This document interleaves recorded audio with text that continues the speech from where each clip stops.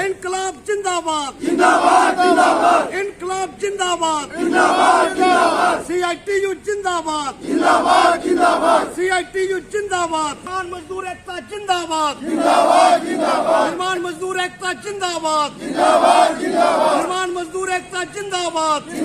किस उद्देश्य से हो रहा है, क्या वजह है? ये हमारी भारत मजदूर की फेडरेशन, निर्माण मजदूर फेडरेशन के आह्वान पर 2 दिन का स्ट्राइक है निर्माण मजदूरों के मसले के प्रति।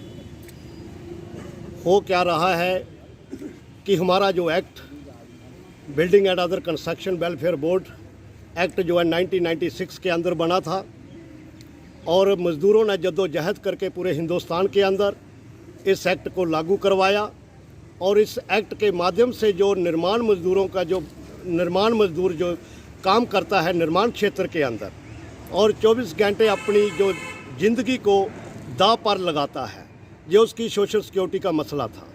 और इसकी सोशल 2010 में वैसे भी ये हमारी जम्मू कश्मीर में आधा अधूरा एक्ट को लागू किया गया।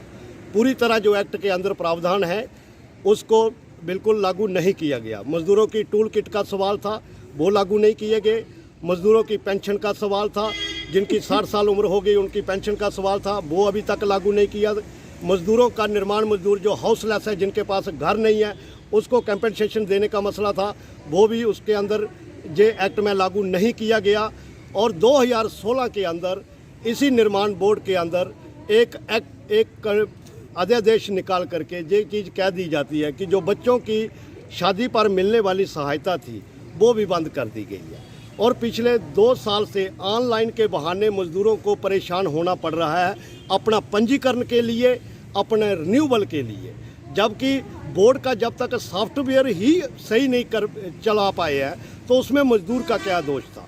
इनको चाहिए था, बोर्ड को चाहिए था कि ऑनलाइन भी रहता और ऑनलाइन के साथ साथ ऑफलाइन भी रखा जाता। अभी जहां रजिस्टरिंग अथॉरिटी हमारी जो है वो असिस्टेंट लेबर कमिश्नर है। असिस्टेंट लेबर कमिश्नर के हाथ रिन्यूअल की जो पावर है वो बोर्ड ने अपने हाथ में रखी है।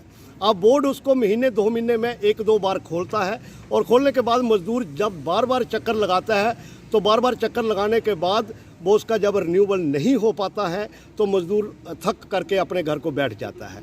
तो उसके बाद उसका ग्रेस पीरियड भी ख़त्म हो जाता है। ग्रेस पीरियड ख़त्म होने के साथ साथ ही उसका जो है वो उसकी कॉपी का उसको कोई बेनिफिट होने वाला नहीं है। अभी हालात ये आगे हैं, आज भी 70% मज़दूरों का रिन्यूअल जहाँ पर नहीं हो पाया। ये किसकी निगलिजेंसी है? ये बोर्ड की कमज़ोरी है। अभी इन्होंने हाल में अभी एक आर्डर निकाला है कमिश्नर सेक्रेटरी साहब ने, उन्होंने ये आर्डर निकाला है कि इसकी मज़दूर की वेरिफिकेशन के लिए एक कमेटी का निर्माण किया है और जिसमें डिप्टी कमिश्नर जी हमारे उसमें चेयरमैन होंगे, उसके इंचार्ज होंगे।